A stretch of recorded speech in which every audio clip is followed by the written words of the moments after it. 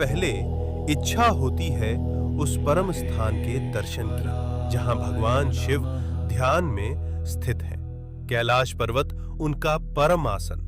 ये कोई साधारण पर्वत नहीं बल्कि भगवान शिव का साक्षात रूप है। इसके चरणों में है मानसरोवर, मीठे जल की पवित्रता, और राक्षस ताल, खारे जल की रहस्यपूर्ण गहराई।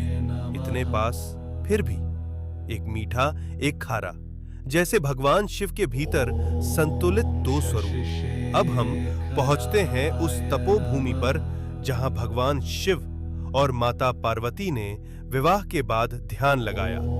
ये है आदि कैलाश, उत्तराखंड के ऊंचे हिमालय में स्थित, जहां आज भी उनकी ध्यान ऊर्जा का कंपन महसूस होता है। यही है गौरी कुंड और पार्वती सरोवर।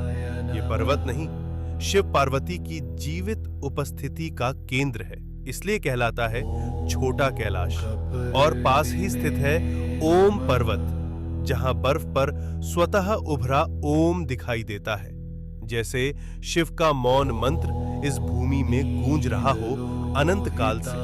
अब हम बढ़ते हैं हिमाचल की उस रहस्यमयी चोटी की ओर जहां विराजमान है स्वयं भगवान शिव, जिसे कहा जाता है मणि महेश कैलाश। इस पर्वत की चोटी से दिखाई देती है एक दिव्य मणि।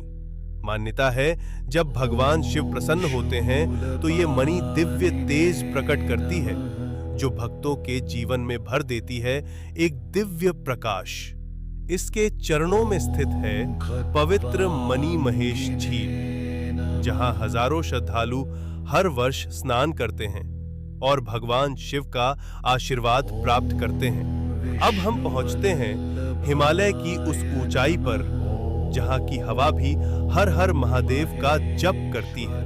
यह है श्रीखंड महादेव। यहां स्थित है एक भव्य प्राकृतिक शिवलिंग।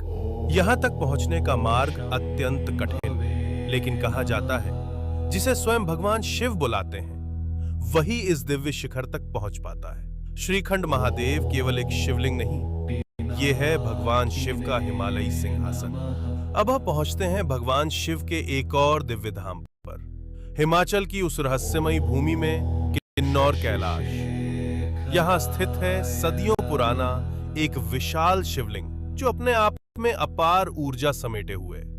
और कहा जाता है यात्रा के दौरान कई भक्तों को ब्रह्म कमल के दर्शन भी हुए हैं। ओम नमः शिवाय।